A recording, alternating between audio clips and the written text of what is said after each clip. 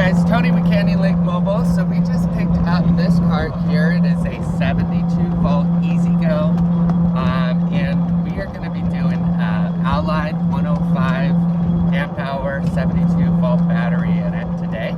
I'm going to walk you through the process of basically what we have to do in preparation, and I'll give you some information about the cart and what it's doing right now. So this is the current speed that we're rocking at. And ultimately what we can expect to see is that we're not necessarily going to get a top end speed gain, but we should see a lot of heavy end torque on the lower end. So expect it to go a little bit faster to that top speed. And hope you guys enjoy watching this and getting this battery knocked out. Alright, so this is what we are starting with. It is 6 12 volt batteries for the 72 volt EZ-GO golf cart. This does have an AC motor in it, and going to be a pretty straightforward process here. Get this thing changed out. The first step is going to be to remove all these batteries. We have 6 12 volt batteries in here. This is a 72 volt AC motor cart. So we're going to get all these things ripped out and then see what we're working with for a mounting surface.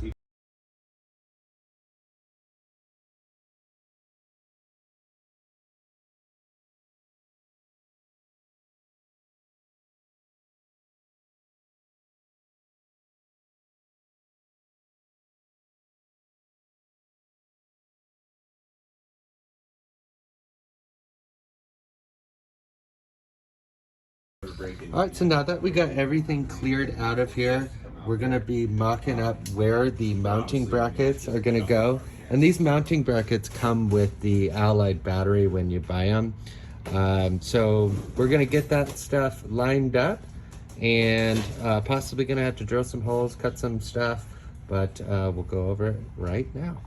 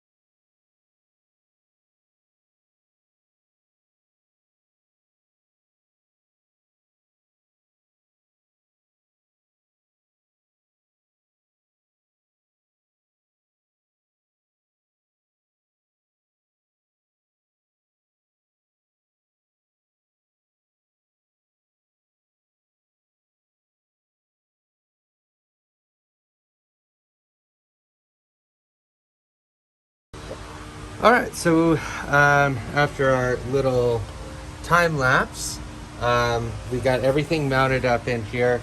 So the brackets that we used, we did not use the brackets that come with this battery. Unfortunately on this one, it would actually make it a little too high. So right here, we took some square tube, cut it to the size of that battery tray there, and you can see we've got them mounted in the 4 holes right here. Best thing to do is to use a template for the actual battery size and where the mounting bolts are, because this battery is 160 pounds. So it would be super heavy trying to get in and out, risking damage to the cart, things like that. But now that we're all hooked up, we're going to look at what we need to do to wire up the remainder of the cart. And this is the fun part. So hang along, and we're going to do all of our bus bar mounting. All that stuff is going to happen right here, and we'll show you how to hook everything up, and we should get this thing running pretty soon. What we have here, this is a bus bar hookup. There's a couple of different ones that you can get. This one actually does come from a different manufacturer, but you can get these bus bars basically anywhere, your Amazon or something like that.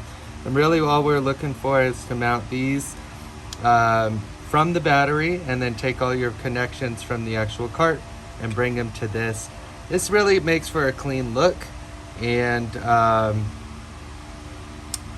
ease of diagnosis and things like that. So we're gonna clean up this old battery tray area right here. We're gonna clean it up really good, make sure there's none of this corrosion stuff in there. Go ahead and mount the bus bar, and then we'll go ahead and start hooking our power wires and everything to it. All right, so we got the bus bar mounted in here. Just take a couple holes, drill through, and bolt that to that battery plate. The positive wire is going to go down to the positive bank, and the negative wire is going to go down to the negative bank. And then we are going to take the positive wire from the solenoid here. It will need to make a cable long enough to go over to the positive side. And then the negative side from the controller, we're going to make up a cable enough to go to this side. So we're in the home stretch. Make these things up, go from there.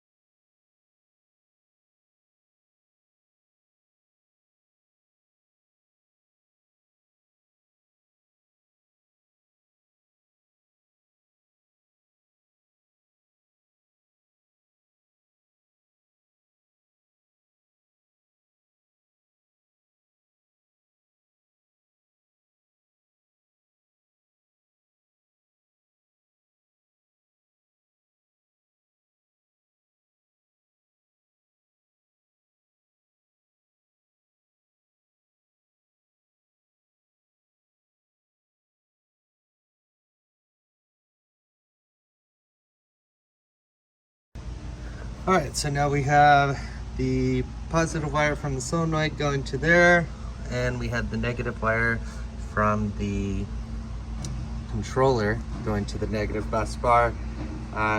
We are now going to hook up the charger, and we're just going to do the same, positive to negative, and go from there. All right, so we mounted the charger up here in the front pocket where the old Delta Q charger is. We are going to still keep that Delta Q charger in there. It's just not going to be used anymore. And we got this thing mounted up. The cable actually runs over this way, goes under the cart to the frame, and it's going to go back to that bus bar there.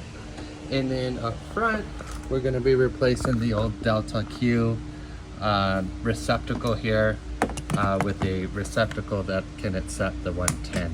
So the only difference is we're going to have to cut out a little bit of this keyed edge here, just so that one can fit in, but it will go in no problem. 4 screws is going to go there.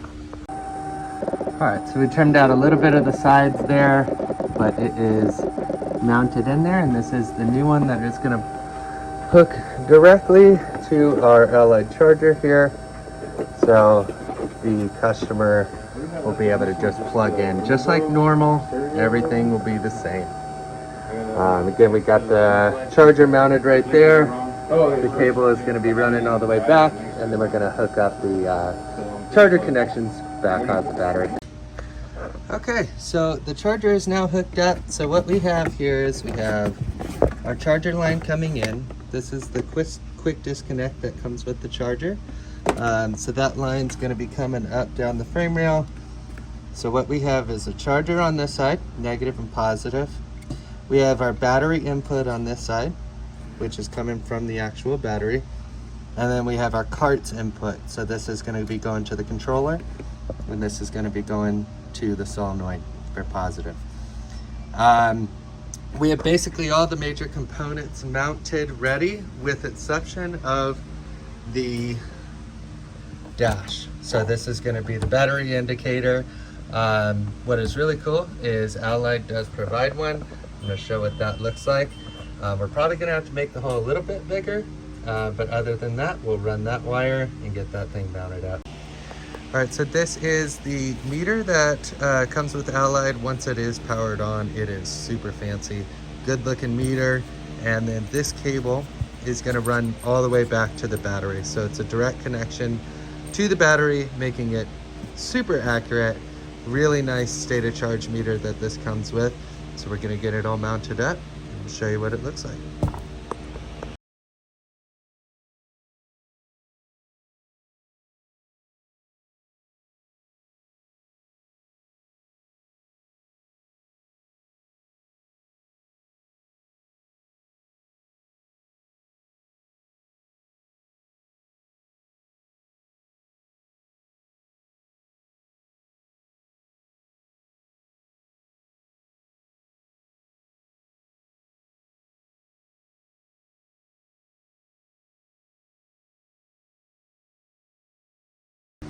All right, so now that we got that mounted up, we have our charger mounted and routed.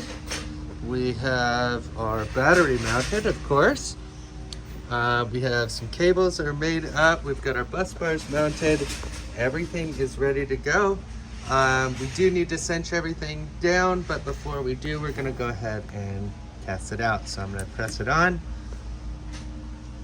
Battery is on. Our meter is reading. Currently comes with 7%, but we're gonna go ahead and test it out. Make sure that charger does kick on and really just function check everything before we start wrapping things up, zip tying all the wiring in place and things like that. So we're just gonna take an extension cord, pop it in there. Our charger kicked on. And these do have a light on here, but you'll also see the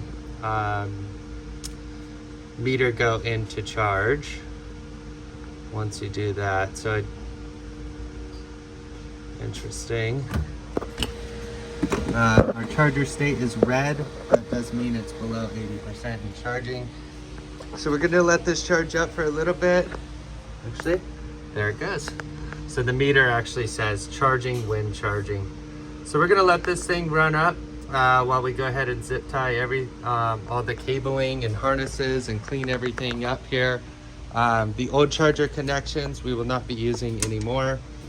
So we're gonna just tie those things off and yeah, start wrapping everything up here. All right, so we are wrapped up, got everything cleaned up. I'm sure you saw before, pretty messy. So we currently still do have it charging, and I wrapped up the front with the charger is up there. We've got it charging with that regular extension cord, and then everything has been wrapped up in here. So this is the install that we really like doing. We do like using these bus bars. We really think it helps clean up everything in here. You know, we make custom cables, things like that. A lot of this stuff is about fit and finish. This battery here, we did have to make our own brackets due to the height of the battery. So if we were to use those insulation brackets, it would just push it a little too far up. But this one is a wrap. Old charging cables from the charger just wrapped up here. And we just kind of zip tie those guys off. The only thing that you really do need to put in is there's going to be a black negative wire that comes out of the harness here, and then a yellow wire that comes from the harness there, and those still need to go to your battery positive and battery negative. Other than that, pop those little caps on there. We're going to walk the customer through downloading the app, and then the app is located right there. That'll give you charge rates, things like that. But another one done, ready to hit the road. We're going to take it on a test drive so you guys can see the actual drivability changes and things like that. But thanks for watching that. All right, we are just wrapped up and I am taking it back here. So definitely an improvement in acceleration. I'm gonna go ahead and get some numbers from our top speed, just like kind of did in the beginning. We'll see if we get any increase in top speed. I am not expecting to see any. That is more of a motor controller thing than, say, a battery thing, but you can definitely feel the car has significant weight loss. You could tell we do not have the 6 12-volt batteries in there anymore, so that'll be kind of the first things that you see. But we'll go ahead and drop this off with the customer. We'll get some feedback from them as well. But thank you guys so much for watching, and all of the links to everything, Allied batteries, the bus bars, and all of the components that we use will also be linked in the description below. If you have any questions, feel free to reach out to us here at Canyon Lake Mobile Golf Cart Repair, 951-580-9822. At the end of the day, thank you guys for watching. See you next time.